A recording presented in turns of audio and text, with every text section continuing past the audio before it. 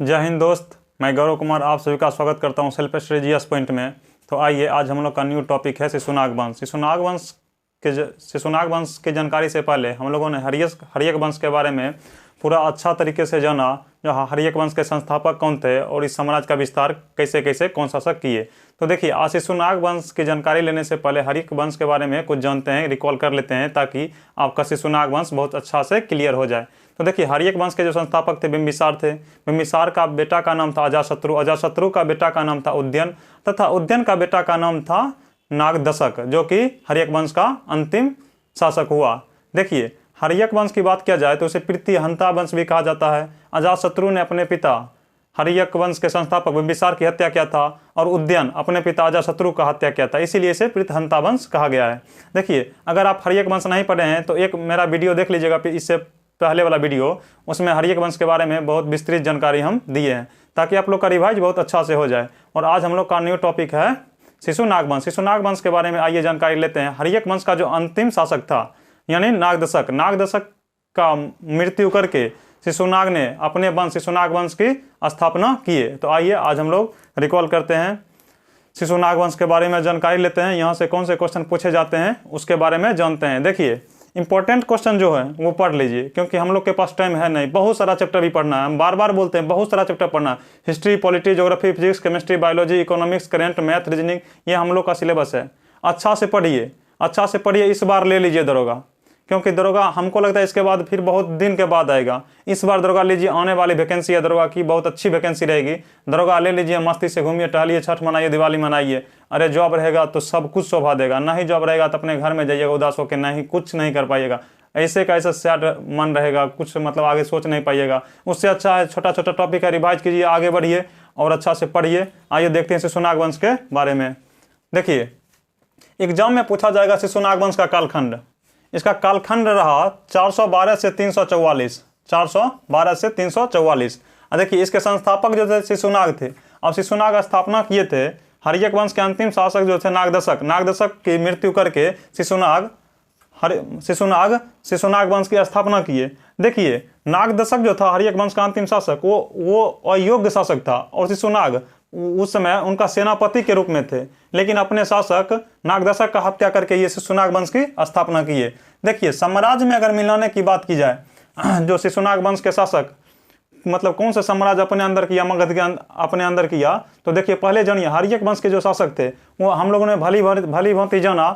बज्जी संघ को अपने अंदर किया, अंग को अपने अंदर किया, उसके बाद देखिए अवंती को अपने अंदर किया। लेकिन ये शासक जो है नागदशक के, शिशुनाग वंश के, देखिए ये कौन से साम्राज्य को अपने अंदर में क्षेत्र में शामिल किया, उसके बारे में देखिए।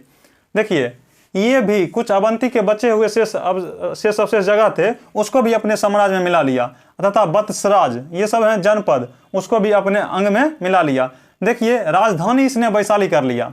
जहाँ की हम लोगों ने जानकारी लिया हर्यक वंश में, वहाँ जो राजधानी था पहले राजगिरी था, उसके बाद राजगिरी के बाद वैशाली हुआ, वैशाली के बाद पाटलिपुत्र हुआ। ये मतलब शिशुनाग जो किया था, शिशुनाग पाटलिपुत्र से पुनः अपनी राजधानी वैशाली कर लिया। यानी शिशुनाग वंश के संस्थापक शिशुनाग अगर पूछा जाए एग्जाम में, शिशुनाग ने अपनी राजधानी कहाँ पर बनाई थी, तो वो वैशाली में बना लिया था। देखिए, इसकी मृत्यु 394 BC में हो गई। 394 BC में शिशुनाग की मृत्यु हो गई। उसके बाद देखिए, शिशुनाग का अगला शासक जो हुआ उसका बेटा कालाशोक। देखिए, इसके समय में एग्जाम में आपसे पूछे जाएंगे, कालाशोक के समय में द्वितीय बौद्ध संगति का आयोजन किसके शासनकाल में हुआ। द्वितीय बौद्ध संगति का आयोजन कालाशोक के शासनकाल में हुआ, जिसकी अध्यक्षता सवाकमी के द्वारा किया गया। और इसका जो ईस्वी 383 BC में आयोजित किया गया था द्वितीय बौद्ध संगति का आयोजन। देखिए, प्रथम बौद्ध संगति 483, द्वितीय 383, याद रखिएगा। तीसरा अगर बौद्ध संगति पूछ दे तो 250 BC यानी 250 BC, और चौथा 98 AD यानी 98 AD ईस्वी में। ये तीन गो था BC में, और चौथा आया 98 AD यानी ईस्वी में। वो 3 BC आइए AD। देखिए, पहला अजातशत्रु के शासनकाल में बौद्ध संगति, दूसरा कालाशोक, तीसरा अशोक, चौथा कनिष्क। याद रखिएगा, पहला का अध्यक्षता महाकश्यप, दूसरा सवाकमी, तीसरा मंगलीपुत्र, और चौथा वसुमित्र, और इसका एक उपाध्यक्ष था अश्वघोष। देखिए, ये सब क्वेश्चन फैक्ट्स रहते हैं, एग्जाम में पूछे जाएंगे। कंफ्यूज नहीं करना, ठीक से देखिए, रिवाइज कीजिए, और ज़्यादा कुछ नहीं, पढ़ लीजिए, बात खत्म है। 10-20 मिनट का वीडियो रहता है, रिवाइज कीजिए, अच्छा से पढ़िए, बात खत्म है। देखिए, कालाशोक अगर कालखंड पूछा जाएगा, हालांकि ये सब एग्जाम में नहीं पूछा जाता, हम लिख दिए समझने के लिए। देखिए अगर कालखंड पूछा जाएगा तो वंश का कालखंड पूछा जाएगा। शिशुनाग वंश का जो कालखंड रहा 412 से 344 BC। उसके बाद देखिए कालाशोक का अगर इसका शासनकाल रहा, लेकिन इसका राजा का शासनकाल कम पूछा जाएगा, वंश का शासनकाल ज़्यादा पूछा जाता है। देखिए कालाशोक का अन्य नाम था काकवर्ण। अब काकवर्ण कहाँ मिलता है, इसका जो नाम था काकवर्ण, इसकी जानकारी कहाँ से मिलती है? इसकी जानकारी पुराण तथा दिव्य वादन से मिलती है। पुराण और दिव्य वादन, याद रखिएगा दिव्य वादन, एग्जाम में अगर पूछ लिया जाए पुराण या दिव्य वादन से इसकी जानकारी मिलती है। काकवर्ण, कालाशोक का नाम था काकवर्ण। देखिए इसने अपनी राजधानी वैशाली से पुनः स्थापित करके पाटलिपुत्र कर लिया। इसके पिता वैशाली में अपनी राजधानी बना लिए थे, यह फिर से हटा के अपनी राजधानी पाटलिपुत्र कर लिया। देख लिए। उसके बाद देखिए यहाँ से ये क्वेश्चन इंपॉर्टेंट रहेंगे। द्वितीय बौद्ध संगति का आयोजन वैशाली में हुआ, कालाशोक के शासनकाल में हुआ। और कालाशाक जो थे, कालाशोक, ये शिशुनाग वंश के शासक थे। याद रखिएगा, कंफ्यूज नहीं करना। अजातशत्रु हर्यक वंश के शासक थे और ये शिशुनाग वंश के शासक थे कालाशोक। इसके समय में दूसरा बौद्ध संगति का आयोजन किया गया। देखिए इसे ब्राह्मण वंश का संस्थापक भी माना जाता है। हालांकि है या नहीं यह क्लियर नहीं है, माना जाता है। इतिहास में बहुत सारे इतिहासकार का मत है जो ये ब्राह्मण है, ये दूसरा क्षत्रिय है, ये सब ज़्यादा कंफ्यूज हम लोग का करता है। लेकिन ये इस पर ज़्यादा ध्यान ही नहीं दीजिए, क्योंकि आपसे एग्जाम में नहीं पूछे जाएंगे, श्योर है हम। हालांकि जानकारी के लिए आपको बता दिए हैं, ये पूछे नहीं जाएंगे। देखिए इसका अंतिम शासक, अगर शिशुनाग वंश का अंतिम शासक पूछा जाए तो नंदीवर्धन, सही। देखिए नंदीवर्धन होगा, नंदीवर्धन। देखिए ये क्वेश्चन पूछे जाएंगे आपसे, ये पूछा जाता है, प्रीवियस उठाइएगा तो ये क्वेश्चन पूछे गए हैं। अंतिम शासक नंदीवर्धन। अब देखिए अब आता है हम लोग से एग्जाम रिलेटेड टॉपिक। देखिए इसकी हत्या महापद्म नंद ने कर दिया। तो देखिए प्राचीन इतिहास में शूद्र वंश का आगमन कैसे हुआ। आखिर एक नाई जाति का लड़का, या नाई जाति का शासक बोलिए, तो आगे जाके नंद वंश की स्थापना कर देता है। आखिर कुछ तो उसके अंदर हो गई क्षमता, जो मगध साम्राज्य में क्षत्रियों का विनाश करके खुद शासक बन गया। देखिए मोटिवेट होइएगा महापद्म नंद से, और डिमोटिवेट होइएगा नंद वंश के आंशिक शासक घनानंद से। मोटिवेट है महापद्म नंद से होइए। देखिए आखिर एक शूद्र कोटि का शासक कैसे मगध साम्राज्य को इतना आगे बढ़ाया, उसके बारे में जानकारी लीजिए। तो देखिए इसका जो था, इसका जो शिशुनाग वंश का स्थापना किया था, उसका लास्ट शासक जो था नंदीवर्धन था, उसकी हत्या करके नंद वंश की स्थापना होती है, जिसका स्थापना महापद्म नंद करते हैं। देखिए इसका नंद वंश का अगर कालखंड पूछ दिया जाए तो 344 BC से 323 BC। देखिए इसका नंद वंश का, मौर्य वंश का कालखंड बहुत जरूरी होता है याद करने के लिए। इसका याद रखिएगा क्योंकि आपसे एग्जाम में पूछे जा सकते हैं। देखिए इसका कालखंड 344 BC से 323 BC। कंफ्यूज नहीं करना है। इसके संस्थापक जो थे ये महापद्म नंद थे। अब देखिए एग्जाम में आपसे उपाधि पूछा जाएगा। इस सर्वक्षत्रांतक की उपाधि किसे मिली थी? सर्वक्षत्रांतक की उपाधि महापद्म नंद को मिली थी।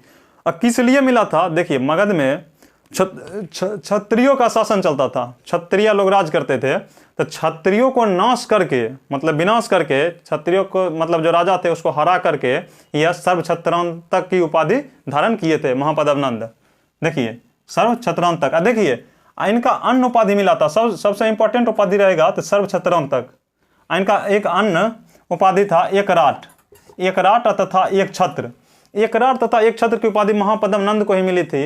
आपकी जानकारी के लिए बता दें, यह सर्वप्रथम राजा हुआ था महापद्म नंद जो कलिंग पर आक्रमण किया था। कलिंग पर आक्रमण किया था, विजय भी प्राप्त कर लिया था, लेकिन पूरा कलिंग को नहीं जीत पाए थे।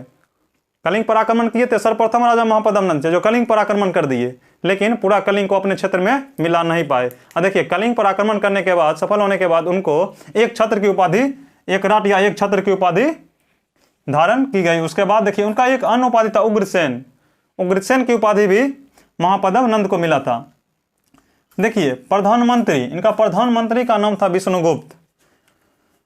इसका प्रधानमंत्री का नाम था विष्णुगुप्त यानी कौटिल्य। देखिए महापद्म नंद जो जाति के शूद्र थे, नाई थे, लेकिन इनका सोच विद्वान वाला था। कार्य कुशलता बहुत अधिक थी, तर्क शक्ति इनके पास बहुत ज्यादा था। तब तो ये शिशुनाग वंश की मतलब खात्मा करके खुद नंद वंश की स्थापना किए। आप लोग व्याकरण में पढ़ते होंगे, पाणिनि जो अष्टाध्यायी के रचयिता हैं, ये इनके मित्र थे। विष्णुगुप्त प्रधानमंत्री था, तो जरूर इनकी कार्यकुशलता, तर्क शक्ति, बुद्धिमानता सबसे ज़्यादा अधिक होगी, तब तो मगध साम्राज्य को लेकर ये आगे जा रहे थे। तो देखिए महापद्म नंद के बारे में इतना ही नहीं, आगे आखिर नंद वंश का विस्तार कैसे हुआ, कैसे खत्म हुआ, ये सब बारे में भी हम लोग से एग्जाम में पूछा जाता है। तो आइए रिवाइज कीजिए। आप लोग पढ़े होंगे तो अच्छी बात है, नहीं पढ़े होंगे तो रिवाइज कीजिए, एग्जाम में क्वेश्चन नहीं छूटे, एग्जाम में क्वेश्चन नहीं छूटे, एग्जाम क्वालिफाई कीजिए, नौकरी लीजिए, बात खत्म।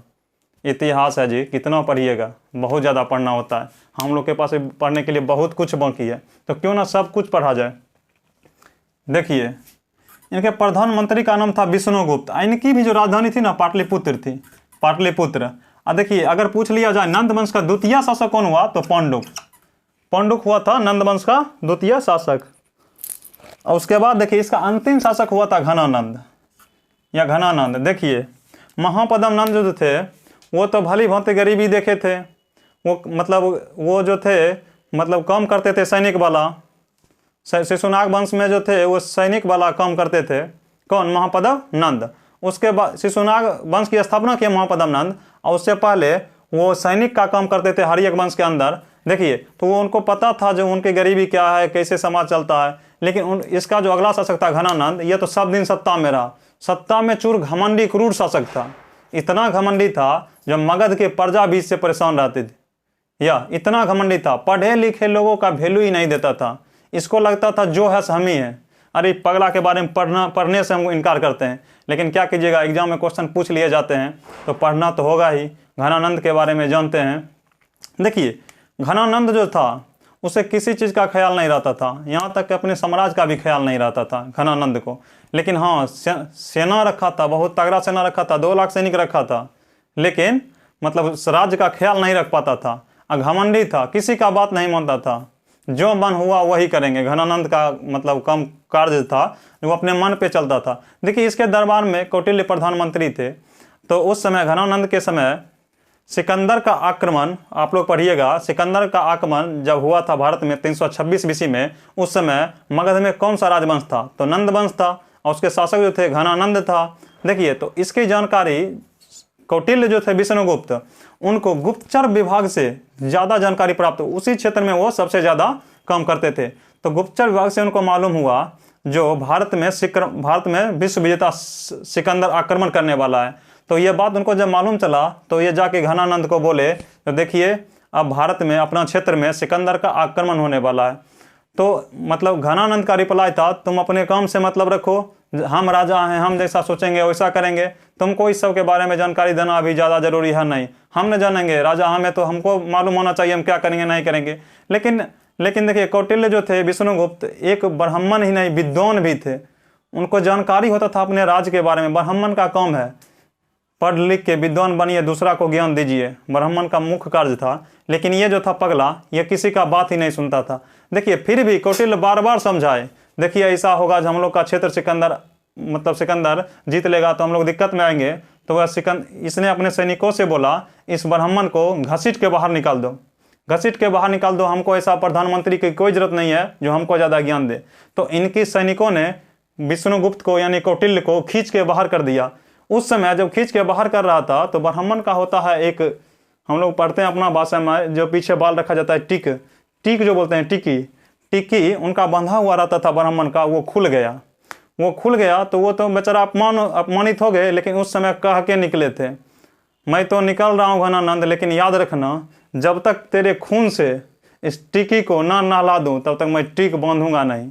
और देखिए आगे जाके घनानंद आगे जाके विष्णुगुप्त यानी कौटिल्य कैसे एक मौर्य वंश के शासक चंद्रगुप्त मौर्य को खेलते हुए पकड़े, उसको शिक्षा दे के मौर्य वंश की स्थापना करवाते हैं और घनानंद की मृत्यु करवाते हैं। वो लोग हम लोग जब मौर्य वंश में पढ़ेंगे तब पढ़ेंगे। फिलहाल नंद वंश के बारे में जो इंपॉर्टेंट क्वेश्चन बनते हैं वो जानते हैं। देखिए अंतिम शासक जो हुआ था घनानंद ही हुआ था।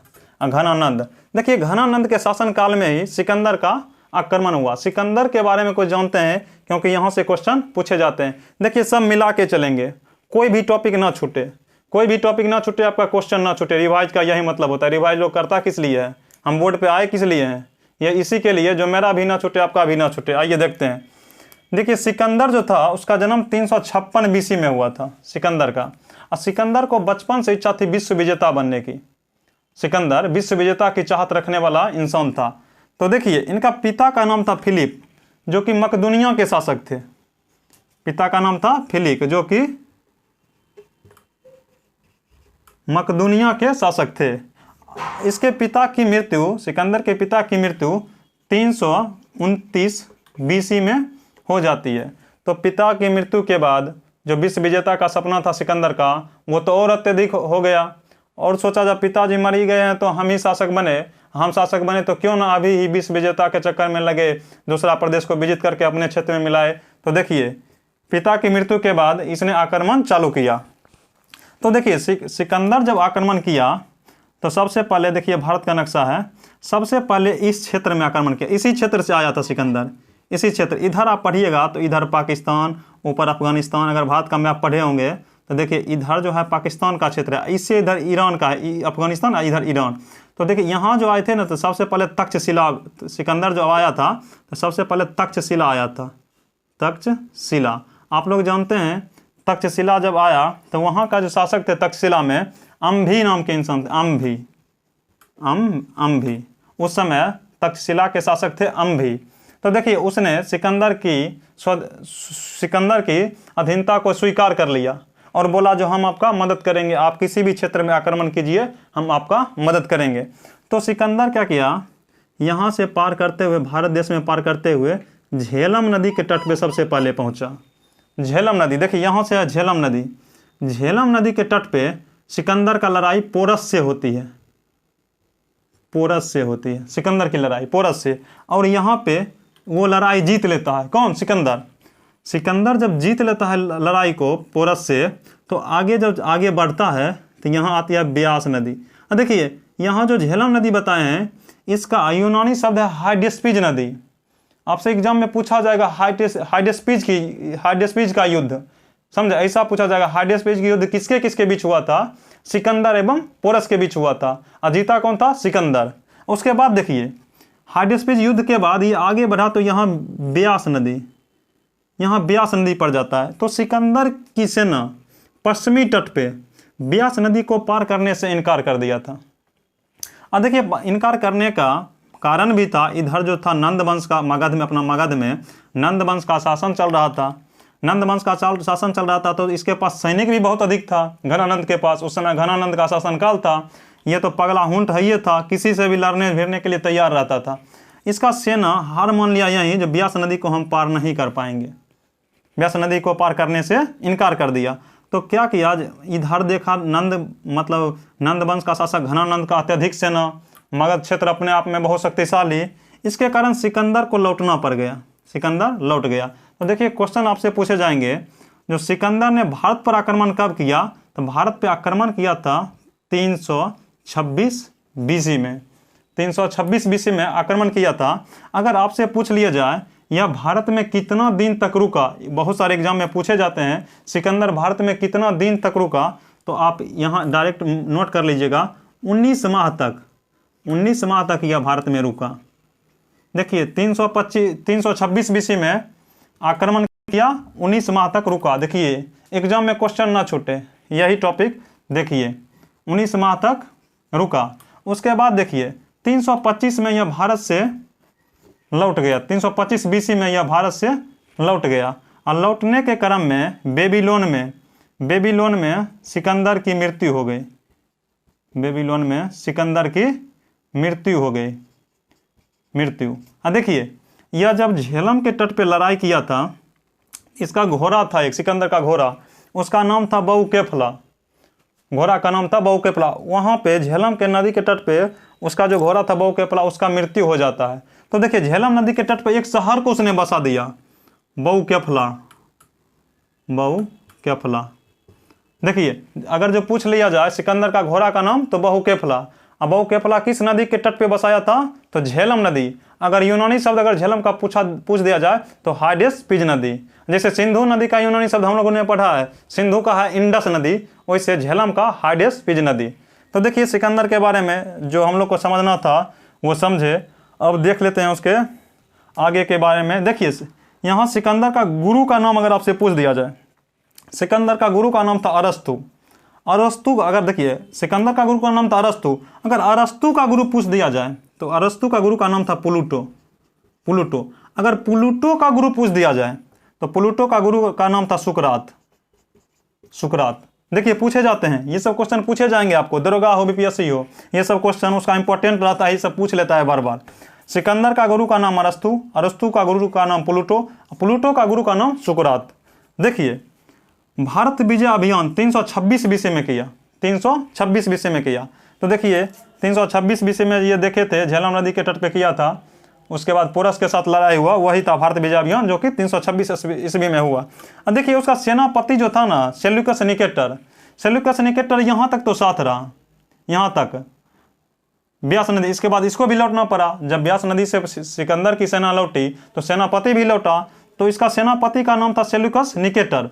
अब देखिए इधर था अरब सागर, भारत में आप लोग पढ़ते होंगे इधर जलिया मार्ग है, अरब सागर, इधर है हिंद महासागर, हिंद महासागर नीचे, यहाँ बंगाल की खाड़ी है, बंगाल की खाड़ी। देखिए इधर है नीचे है हिंद महासागर। देखिए इधर से तो वो घुस नहीं सकता था भारत में, क्योंकि जलिया मार्ग था, इधर भी वो घुस नहीं सकता था। तीन तरफ से भारत जल से घिरा हुआ है, तीन तरफ से भारत जल से घिरा हुआ। देखिए इधर भी पानी है, इधर बंगाल की खाड़ी है, इधर अरब सागर है, नीचे हिंद महासागर है। साउथ जो इंडिया है, साउथ इंडिया भारत का जो वेस्ट मतलब क्षेत्र है, ये सब तो जलिया मार्ग से घिरा हुआ था। तो आक्रमण बहुत सारा भारत में आक्रमण हुआ, विदेशी आक्रमण आप देखिएगा तो इसी क्षेत्र से हुआ था, पाकिस्तान अफगानिस्तान के क्षेत्र से आक्रमण हुआ था। देखिए इसका जल सेनापति की बात किया जाए, इसका जल सेनापति का नाम था निर्याकस। देखिए सेल्यूकस निकेटर जो उसका थल सेनापति था, अगर एग्जाम में पूछ लिया जाए आपसे, जल सेनापति का नाम निर्याकस था। उसके बाद देखिए हाइडेस्पीज पोरस के साथ हुआ था, झेलम नदी के तट पे हुआ था, झेलम नदी के तट पे हुआ था। अब देखिए 323 बीसी में बेबीलोन में उसकी मृत्यु हो जाती है, बेबीलोन में मृत्यु हो जाती है। और उसका घोड़ा का नाम था बहुकेफला, और शहर बसाया था बहुकेफला झेलम नदी के तट पे। देखिए हम लोग का कितना टाइम लगा, हर्यक वंश पिछले वीडियो में ख़त्म हो गया था, हर्यक वंश के बाद हम लोगों ने देखा शिशुनाग वंश के बारे में, शिशुनाग वंश भी खत्म। देखिए क्या लग रहा है, कुछ नहीं, नंद वंश खत्म। देखिए कुछ नहीं लग रहा है, रिवाइज हो रहा है, रिवाइज कर लीजिए। एग्जाम में जब बैठिएगा ना, यही क्वेश्चन आपसे पूछ लिया जाएगा तो मन कितना खुश होगा, पढ़े हुए रहेंगे। और जो क्वेश्चन आप नहीं पढ़े हैं वो क्वेश्चन पूछ लिया जाए, 4 ऑप्शन रहते हैं, बीपीएससी में 5 ऑप्शन रहते हैं, तो वहीं मन का कचरा हो जाता है, बाकी यार पढ़वे नहीं किए, बहुत अफसोस रहता है। देखिए छोटा छोटा टॉपिक है, रिवाइज कर लीजिए, मौका है, दस्तूर है, समय है। अरे एक बात और, सफलता अगर प्राप्त करना है ना, आप अपना मेहनत पे विश्वास कीजिए, किस्मत का खेल जुआ में चलता है, समझे। रिवाइज कीजिए, अच्छा से पढ़िए। तब तक के लिए बेस्ट ऑफ लक, जय हिंद, थैंक यू।